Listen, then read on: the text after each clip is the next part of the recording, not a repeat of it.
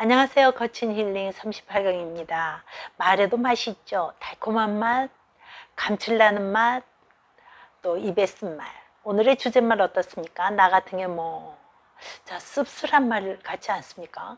어쨌든 이 말 자꾸 쓰면 문제가 생길 것 같습니다. 나 같은 게 여기서 나를 너로 바꿔볼까요? 너 같은 게 누군가 우리에게 너 같은 게 라고 한다면 어떻게 될까요? 참을 수 없는 모욕감과 분노를 느끼기까지 하겠죠?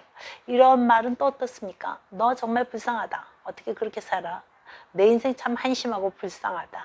남이 나에게 이런 말을 한다면 여러분은 너무 분노하지 않겠습니까? 그런데요, 우리는 남이 나에게 너 같은 건 뭐 하면 참을 수 없는 모욕감을 느끼고 분노를 하면서 자신이 자신에게는 나 같은 거 뭐 하면서 당연하게 말하는 거죠. 자신이 자신에게 불쌍한 인간이다, 불쌍한 인생이다 하는 말도 잘도 허용을 하는 거죠. 나 같은 게 이런 생각이나 말로 나 자신에게 언어 폭행을 가해도 괜찮은 걸까요? 우리가 의식하든 의식하지 못하거나요. 자기가 자신에게 많은 말을 하며 살죠. 그 말은 나의 생각에 입력되고 감정과 행동을 조종하기도 합니다. 나 같은 게 하고 자신을 비난하는 말은 자신의 감정을 우울하게 합니다. 그래서 심리학자들은요. 당신은 어떻게 해서 자신을 우울하게 만드는가? 어떻게 해서 우울증을 지속시키고 있는가? 하고 문제의 원인이 너에게 있다고 말하는 거죠.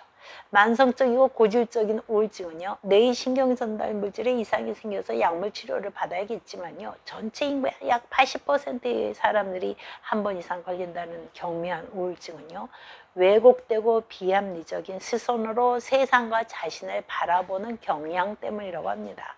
심리학자 폴 호크는요, 심리적 우울증에는 크게 세 가지 원인이 있는데 그 중에 세 가지는요, 자기 비난, 자기 연민, 다른 사람에 대한 지나친 연민이라고 합니다. 자기 비난은요, 누구든지 계속해서 자기 비난을 할 때, 또 자기를 깎아내릴 때 우울증에 빠질 확률은 아주 크다고 봅니다. 저기서 논박에 논박 들어보기로 하지요.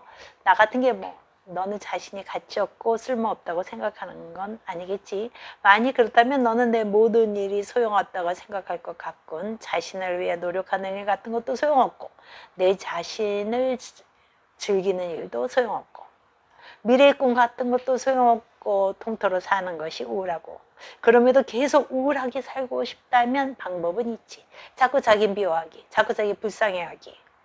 그렇다면 내 인생의 결론은 자기 파괴적 결론이지. 그게 싫다면 우울을 스스로 버릴 작정을 할 때 도망간다는 거 믿던지. 자, 논박이가 우울증에 대해 넌지시 귀띔을 해주는 건요. 사람은 누구든지 자신을 비난하게 될 때 바로 우울을 경험하게 돼요. 비난이 심해지면요, 일상생활 자체가 힘들어지죠. 울적한 기분에 사로잡혀 울고 싶은 심정이 되기도 하잖아요.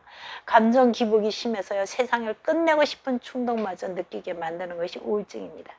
정서적 우울에 빠지게 하는 가장 큰 원인이 자기 자신을 비난하기라고 지금 이야기했는데요. 자기 자신을 비난하지 말아야 할 진짜 이유 이야기해보죠. 첫째는요, 능력 부족 때문이에요. 모든 능력을 갖고 태어난 사람은 없다는 겁니다. 이것은 하고 싶거나 해야만 될 일이라고 생각하지만 모든 것에 대해 완전한 지적 능력을 갖고 있지는 않다는 거죠. 그래서 우리는 실수나 실패를 하는 겁니다. 둘째는 무지인데요. 여기서 무지라는 것은 아직 어떤 기술을 배우지 않았음을 의미하거든요. 많은 부모님들이요, 자녀를 키우면서 겪는 실수에 대해서 죄책감을 느끼면서 우울해하는 분들이 너무나 많아요. 다 나 때문이다. 내가 내 자식 잘못 키워서 그렇다. 그렇지만요, 부모들이 자녀 양육에 서투르고 능숙하지 못했다고 해서 자신을 미워할 필요는 없다는 것입니다. 부모들은 자녀를 키울 때요, 자기의 방식은 다 다를지언정 나름대로 사랑하는 거 아닙니까? 그럼 나름대로 최선을 다해 키우고자 애쓰는 거 아니겠습니까? 부모도 정서적인 문제가 있을 수 있고 무엇을 어떻게 하는 게 옳은 건지에 대해서 정말 정확한 정보에 무지했을 수 있다는 것이죠. 가령요, 어떤 젊은 아빠가 어느 날 갑자기 아내가 외출하는 바람에 갓난아기를 돌봐줘야 했어요.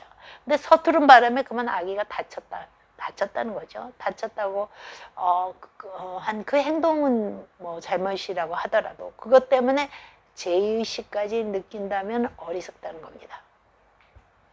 그 일로 인해서 나쁜 아빠가 아니라 제대로 잘 모르는 아빠일 뿐이죠. 그런데 미숙한 부모로 인해서 자녀가 이제 커서 나 부모 때문에 상처받았다 이럴 경우가 있거든요. 그런데 그럴 때는 여러분 변명해서는 안 됩니다. 뭘 그런 일을 가지고 그래. 다 그렇게 살았어. 나도 그렇게 했어. 이렇게 말해서는 안 된다는 거죠. 미안하다. 나도 잘 몰랐어. 라고 말하면 됩니다. 부모가 가장 하기 싫은 말 미안합니다. 꼭 명심해 주시기 바랍니다. 셋째, 자신을 비난하지 말아야 할 이유는 인간이 갖는 불안 때문이에요. 사람들이 자기에게 기대하는 만큼 안 돼서 남을 실망시키고 자신이 실망할지도 모른다는 사실에 대해서 굉장히 불안해하거든요. 어떤 일을 시도할 때 실패할 가능성 때문에 자신을 비난하고 우울해진다는 거죠. 감정 기복이 아주 굉장히 심해지기도 하는 거죠. 자신이 바보처럼 행동했다는 데 대해서 그 결과가 굉장히 두렵고 불안하고 우울하다는 것입니다. 비합리적 사고 중에요. 자우울이라는 게 있는데요. 자우울은요. 스스로 부과한 요구대로 절대로 살 수 없다고 생각할 때, 난 이렇게 살고 싶은데 이렇게 살 수 없다 할 때 그 결과로 나오는 거예요. 지적 능력이 부족하고 무지하고 불안한 사람이 어떻게 자신이 세운 높은 기대대로 살 수가 있겠습니까? 사람이나 환경은 늘 변하는 것인데요. 내 행동과 나 자신은 구별해야만 합니다. 내 어떤 행동이 실수했거나 실패를 했다고 해서 그것이 나인 것처럼 나를 비난하고 죄책감을 갖는다면 우울하지 않은 사람이 몇 명이나 있겠습니까? 자, 자기 비난은요, 자기 연민을 불러와요. 자기 자신에 대해 불쌍한 감정을 갖게 하는 거죠. 자기 자신이 너무 불쌍해지는 거예요. 세상 사람들이 나를 공평하게 대하지 않고 내 방식대로 일이 이루어지지 않고 상처받을 때 자신이 불쌍해지고 우울해집니다. 우울을 피하려면 이런 생각을 하시면 됩니다. 내가 애쓰고 노력하는 것과 달리 불공평하고 불친절한 반응은 일상적으로 늘 있는 것이 이 세상이다. 이런 사실을 깨닫는 것이 좋습니다. 또한 다른 사람에 대한 지나친 연민도요, 우울에 빠질 가능성이 높습니다. 우리가 살고 있는 이 세상에는 수많은 고통이 존재합니다. 여기서 확실하게 할 점은요, 우리에게 연민을 일으키게 만드는 고통스러운 세상에 우리가 살고 있다는 것을 받아들여야 한다는 것이죠. 타인의 불행을 보고 우울해하지 않는 것에 대해 죄의식을 느낄 필요는 없다는 거죠. 비극적인 상황에 잘 대처하려면요, 오히려 신속 판단, 냉정함을 잃지 않는 가운데 정말로 효과적으로 도움을 주는 것이 어떤 것인가를 생각해야 한다는 것입니다. 여러분, 인명구조원이나 군대위생병, 의사 이런 분들은요, 훈련을 받는다 그래요. 과다한 동정이 아닌 연민을, 지나친 걱정이 아닌 관심만을 보여주는 능력을 키울 수 있는 훈련을 받는다고 합니다. 가장 험한 곳에서 생활을 하셨을 것 같아요. 외과 의사 이국정 교수님은요. 그분도 우울증이 온대요. 그때요, 생각을 전한다고 합니다. 어쩔 수 없지 뭐, 인생이 다 그런 거지 뭐 라고 한다고 하네요. 우울하다고 해서 내가 뭔가 문제가 있다고 생각하지 마십시오. 여러분, 당신 자신과 당신의 행동은 별개의 문제다 이렇게 생각하시는 게 좋습니다. 지붕이 샌다고 집 자체가 쓸모없겠습니까? 타이어에 바람이 빠졌다고 해서 차를 버리시겠습니까? 누군가 우리에게 너 같은 게 뭐라고 비난하는 말을 했을 때요, 그 말이 사실인지 거짓인지를 따져보는 것도 중요합니다. 비록 사실이라고 해도 죄의식을 느낄 필요는 없죠. 자, 여러분, 내 인생 단 한 번뿐인 소중한 인생을 살면서 나 자신을 환하게 웃게 해야 하지 않겠습니까? 자, 어떤 모습의 우울이든 이제 극복해 봅시다. 환하게 웃는 한 주간 되시고요. 다음 주에 뵙죠. 감사합니다.